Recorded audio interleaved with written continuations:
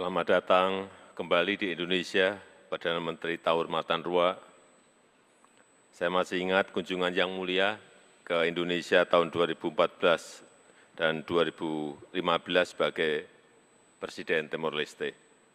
Tahun lalu Indonesia juga menerima kunjungan Presiden Ramos Horta.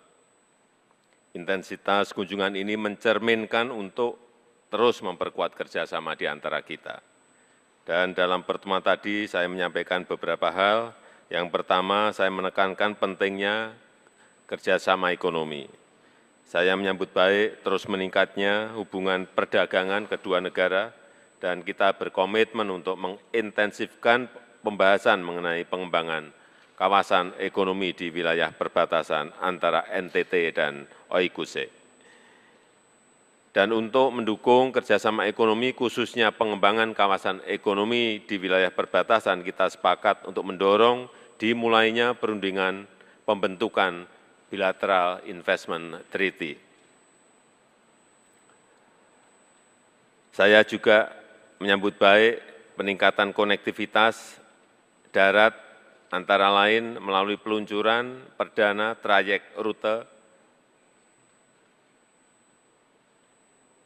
Kupang Dili dengan bus, trayek bus.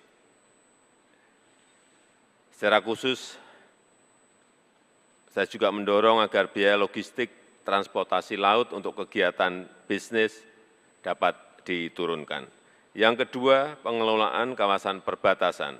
Kita telah menyepakati untuk segera menyelesaikan 2 segmen perbatasan darat yang tersisa pada tahun ini, yaitu segmen Noel Besi Citrana dan segmen Bijail Sunan Oben.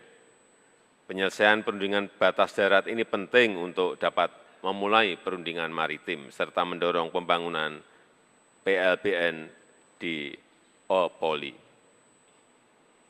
Ketiga, perkuatan kerjasama pembangunan. Sejak tahun 2006 terdapat 258 kegiatan kerjasama pembangunan Indonesia dengan Timor Leste yang melibatkan ribuan peserta Timor Leste. Dan dalam 2 tahun terakhir, Indonesia juga telah memberikan 489 beasiswa bagi pelajar Timor Leste.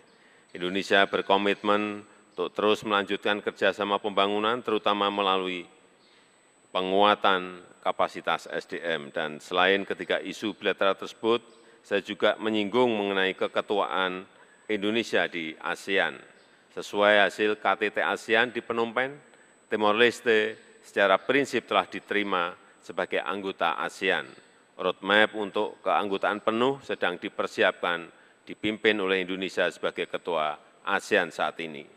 Dan Timor Leste telah mengikuti pertemuan-pertemuan ASEAN dengan status sebagai observer, termasuk pertemuan para Menlu ASEAN awal Februari yang lalu.